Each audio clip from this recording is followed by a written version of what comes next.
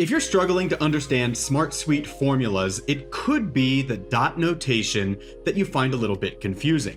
Well, in this video, I want to unpack for you what dot notation is and why you should actually embrace it in your SmartSuite formulas. It is going to unlock brand new levels for you that you cannot accomplish without this amazing feature. So if learning more about this is of interest to you, stick around and let's get into it. Hey, welcome back to the channel. If you're new here, my name is Gareth and this is GAP Consulting. It's our mission to help you get the most out of your no-code tools. And if you're not already using it, SmartSuite is one of those tools that should definitely be on your radar. As I mentioned in this video, we're breaking down dot notation. We're going to unpack it and go into what it is and how to implement it for your formulas in SmartSuite. But before I get into the heart of that, first want to invite you to join me for automation training. Automation is one of those no-code things that is going to help you really reclaim your time and build amazing no-code solutions. If you want to learn more about this, I have a free training you can sign up for at gapconsulting.io/webinar-registration. Sign up for free. We'll send you that training and you can start learning how to use automation. Doesn't matter what tool you're using. The rules, the way it works is roughly the same, and we're teaching that in the training. So go ahead and sign up there. But in the meantime, let's hop on into the video here. I welcome you to follow along with me if you already have a SmartSuite account. If you don't already have a SmartSuite account, I encourage you to sign up using our affiliate link, which I will share with this video. It's a great way for you to show some love back to the channel. We greatly appreciate it. Now let's go ahead and hop on into my screen and we're going to take a look at first the data schema. We have to always start here to explain what we're doing before we get into it. So I'm looking in particular at two tables in this example. I have a consultations table, and this consultations table links to a client, which is a user, and it links to a consultant, which is another user, but it's a different type. So we have two different links going back to the same table here, users. On this particular link, we're limiting the data that we're bringing back. We're saying you can only link to a consultant, so somebody who has a certain role in the users table. Similarly, on our clients here, you have to have a client role or something along those lines back at the users table to be available. So we don't just see any user when we go to make these links. But that's not the real crux of what we're doing. I'm just explaining the database, the back end structure so that this makes a bit more sense. But ultimately, here's what we're getting at. We want to be able to look at our users, specifically at a filtered view of our consultants. So this particular view that I'm sharing has some filters applied that they are a member of the GAP team and that their role is consultant. So if there are other types of users in our database, they're not going to show up here. So I just have these 5 examples of consultants from our team. Now from here, again, I'm really looking at that link to the consultations and I'm looking at it from the consultant perspective. And what I care about is giving an output here. And I want to give an output that says, in X number of reviews received, this particular user, this consultant, has an average rating of blank. Now you can see for our example here with Diana that that value is 0 because there are no reviews. But here for Jared, we have seen 2 reviews and an average rating of 3.5 stars. I'm not picking on Jared. His average ratings are actually much higher than this. This is just sample data. So let's go back and look at those consultations and look at what we're kind of, manipulating in our formula. And then I'm going to break down the dot notation.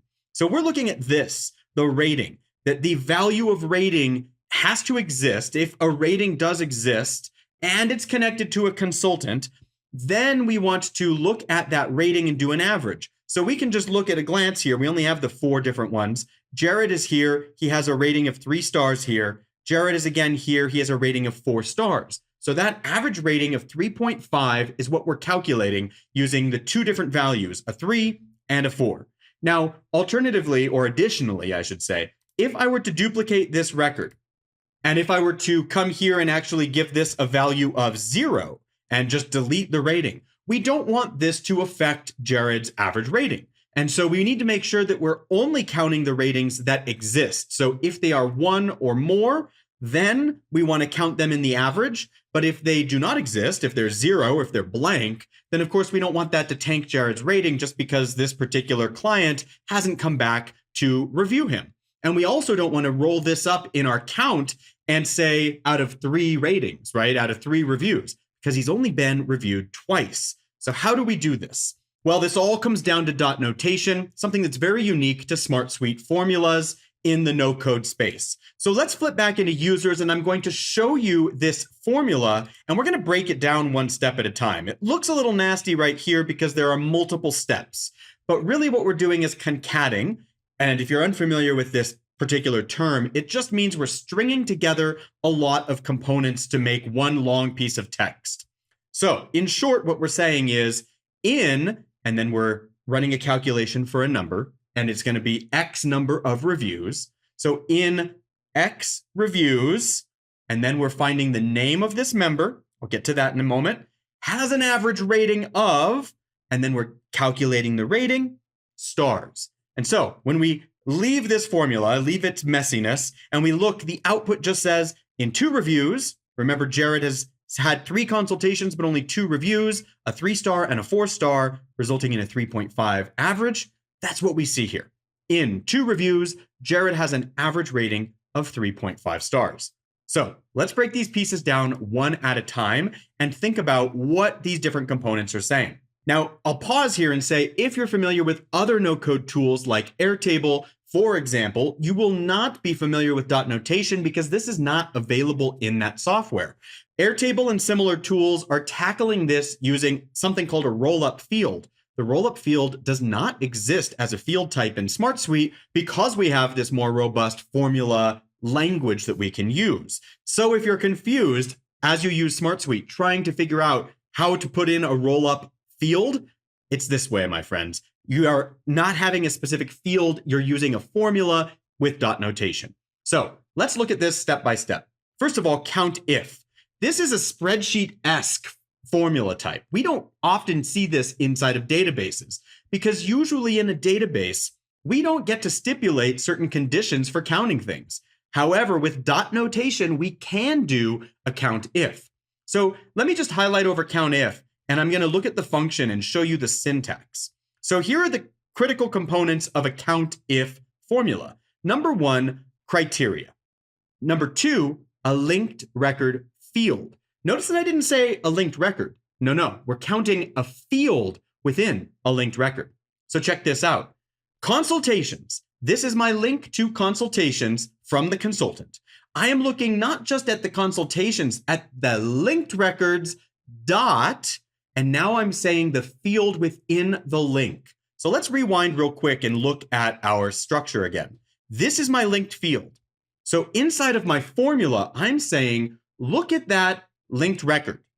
Look at all the linked records that we have here, but more particularly, look at the rating field within the linked record. So if you're ever not sure whenever you're writing one of these, it's pretty simple. SmartSuite really does help us. Well, I'll just delete this and we'll start typing. First, I'm going to look for the linked record field that I have.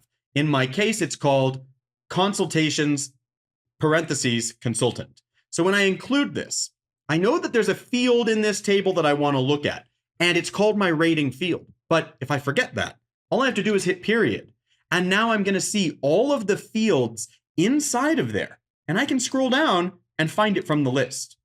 And there it is, just that easy. If I'm not a syntax expert, it's okay. SmartSuite is doing the heavy lifting for me and putting things in the proper formulaic syntax. So I'm looking at consultations, link, but more particularly, I'm looking at the rating.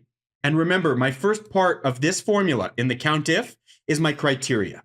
That is to say, if this criteria is true, then and only then am I going to count this particular record. So I'm saying if the rating is greater than 0, this is how we exclude the records where people have not yet submitted a review, where the review is blank. So only in the condition where the rating is greater than 0, then and only then am I going to count the records that are linked. And that's where I get my linked record field in consultations. If this is still confusing, let's look at another one. Here I'm going to look at an average calculation. I'm going to say average if. Again, something that's not usually available inside of no-code formulas, but in SmartSuite, because we have dot notation, we can do it. Let's look at average if.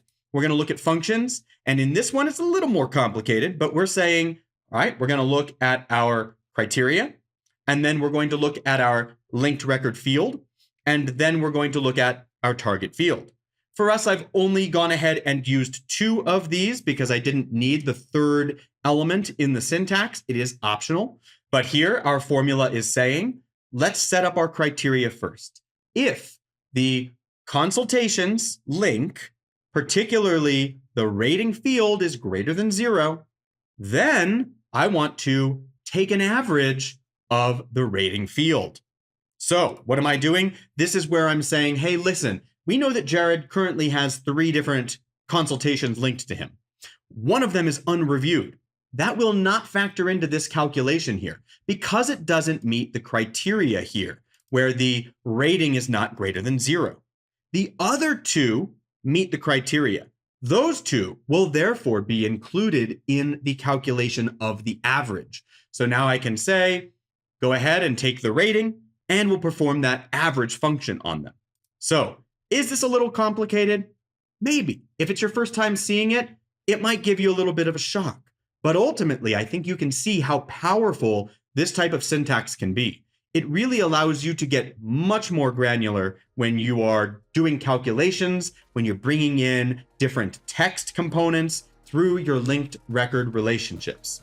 I hope you got a ton of value from this video. If you did, be sure to subscribe and give us a thumbs up. And please, if you have questions that we did not address, feel free to visit our website and reach out.